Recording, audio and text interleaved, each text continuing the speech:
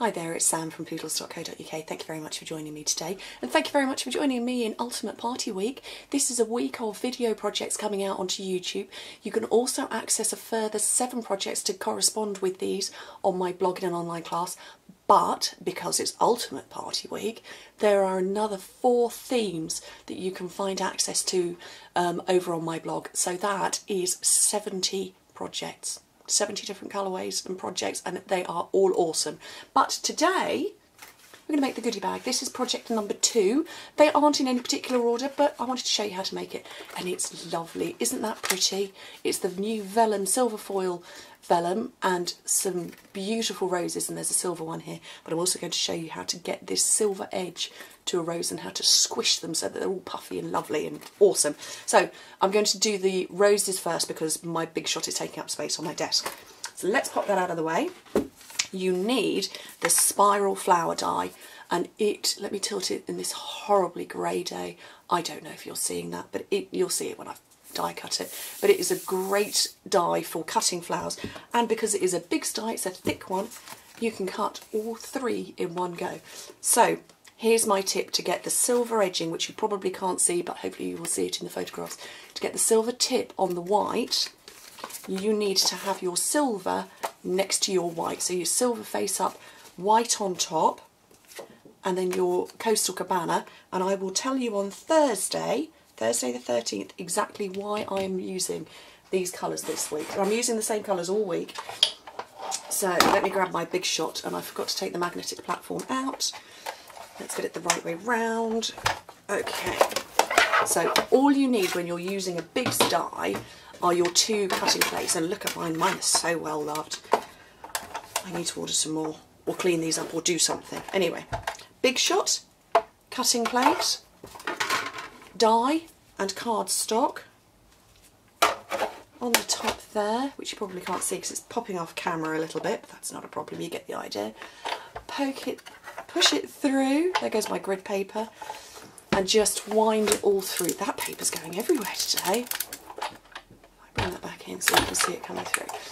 So let me move that chappy out of the way, sort out my grid paper. There we go.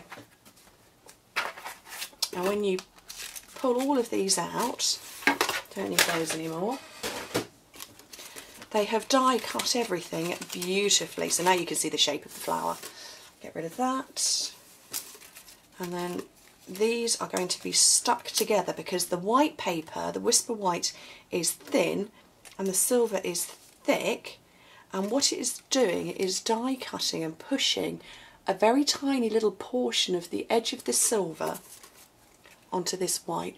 I really don't know if you're seeing that or not, but it's just left a little tiny little silver border all the way around the white. So I'm going to quickly roll these and show you how to do it, particularly the silver one because it's single-sided. That would be my computer that I forgot to turn off. So you need tweezers because you need to grip and hold. And if you put your hand underneath and grip the small end so that essentially this is actually sitting on top of your hand, you will find it an awful lot easier to roll. And if you want to grab your glue, if you're not a hot glue gun fan, which I'm not, and glue dots are my favourite, stick a bundle onto the 2 largest sections and kind of randomly place them. It's not essential where you put them, so we'll bung those on there for now.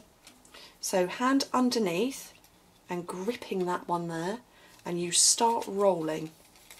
And because my hand is underneath the flower, it's not disturbing where I've put those glue dots at all.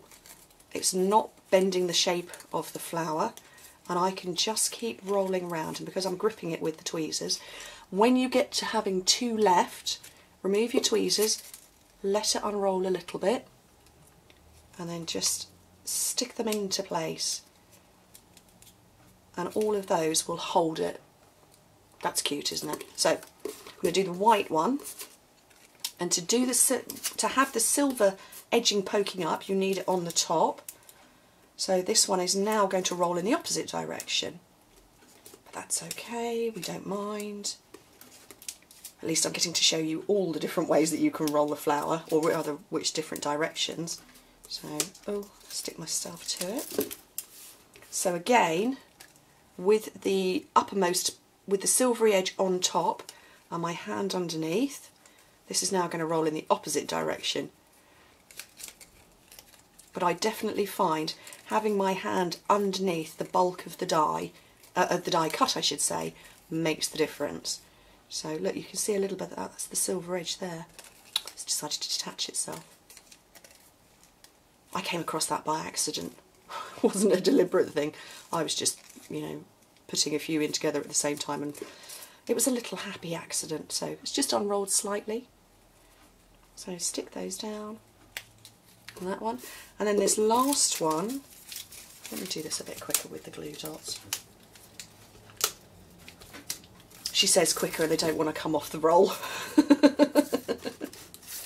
Oh my goodness. You couldn't make it up really, could you? Okay, that'll do. So again, you need the silver on top, and it looks like I'm rolling the silver inside, which I am. But actually, when you're going to look at these flowers, you're going to be looking straight into them. So you need to have the silver on the inside, so you're looking into it. Otherwise you would just be looking at white and you'd have silver here, which you don't want. Although of course you could die cut it twice and swap them around, but you know, I've only just thought of that as I'm actually talking. So let's unroll that slightly, roll that up, and so there you can just about see the silver peeping through. Now I'm going to show you how to squish them like that. I haven't got the patience to use my bone folder and curl each edge, so I'm going to take my bone folder and I'm going to put my flower so it's sitting flat, put it on top, and I'm going to push, and I'm pushing quite hard, and I've just squished my flower open. Cheating! I know, this is the cheese method, but I'm a quick crafter. I do things at speed if I can. So there we go, one open flower. And again, the same with the silver one. Now the silver one is quite thick card, so you have to put a bit more pressure. You can hear it in my voice. I'm really putting my weight on this. There we go. So that's opened. Actually, these are slightly tighter than that one. That wasn't deliberate, but anyway. So, flower's done. Let's move that lot out of the way and make this pretty bag. And it is cute. It's a style I've done plenty of times before. I've lost my scoring tool. So, simply scored scoring tool. You need a piece of cardstock, or vellum even, that measures 6 by 9.5 inches, which is 15 by 24 centimetres, and I will put everything on my blog. It's quite crucial at this point that you have, if you've got a pattern on it, and I've got hearts, they're facing upwards, so you're looking at it the right way round. And the scoring comes at 3,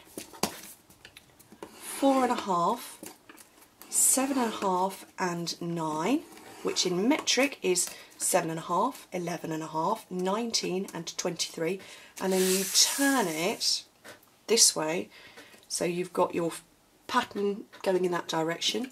Score it at 1 inch and 5 inches, which is 2.5 and 13 centimetres.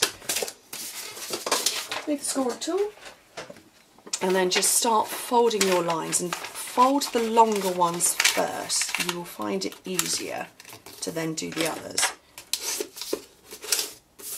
Give it a press with your bone folder.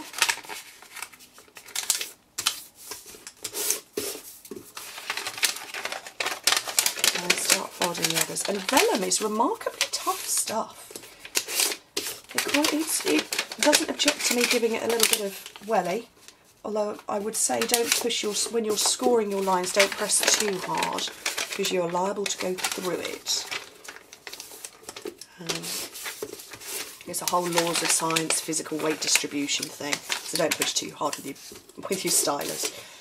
So, okay, now with your hearts going that way, so you're looking at it in the correct direction. Come down and remove the little tiny rectangle that is in one corner.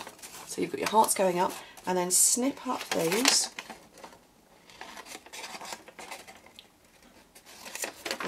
grab some sticky strip. I wouldn't use liquid glue, I wouldn't use glue dots or anything like that.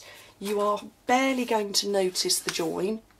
It's not an issue, but sticky strip is going to hold it together when I can find the end. And it's not going to be invisible. You know, I don't think there's any kind of adhesive that you could use on vellum that would be invisible, but it'll be close enough to it. And I've just managed to chop out the top, doesn't matter. So that is going to be touching the back. So this one is going to be the front. So keep hold of it, turn it over, and put some sticky along there.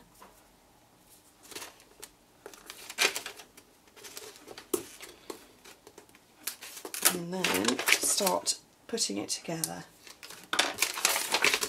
So I've taken off the side ones first, fold over, lay flat and push, and then fold in the sides, fold in the one that doesn't have adhesive on it,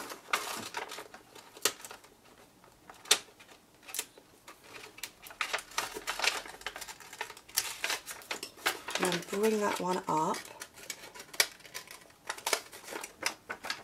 And then you just pinch in the sides. Now this score line I've done here is for a reason. It's not particularly to create a score line. I forgot to get any clips out. Oh, bear with me a second. I need to have a couple of clips just to hold that. Here we go, we'll grab these. Closest things I've got to hand. This score line is a guide to hold your ribbon in place when you're putting it on, so you can't actually see the seam. So let me just hold those, just to hold it in place. 1/8 of an inch silver ribbon. There's the back. And just tie it round, but this, like I say, this score line that I've made will just act as a guide as to where to put the ribbon. And that's a pretty dodgy bow, isn't it? Oh well. That one's better, even if it is a bit skewy. Right, let's move that. Don't need those anymore. All that bit of sticky. And then just come and put these in place. And like I say, that one's a little, well, they're all a little bit smaller, but that's okay. So glue dots again for these. You could, you know, if you are a hot glue fan, you could use them, but I'm not really. Not because I've burnt myself, but just because I don't like how the glue sort of trails itself. You know, it just, you get all these little wispy bits, and that annoys me. And I don't like it, and I just cover myself with the stuff, so I prefer these. And glue dots are so strong, they really are. Small but strong. And it's a quick adhesive, isn't it? Look, done. Don't have to wait for that to dry. Anyway, there we go. Oh, that's a slightly longer video than I was expecting. I suppose it's because I did show you how to do these. Anyway, thank you very much for joining me. Don't forget, you can get anything that you see here through me, and you can also go and check out my blog to find the online class. Anyway, happy party week. Bye.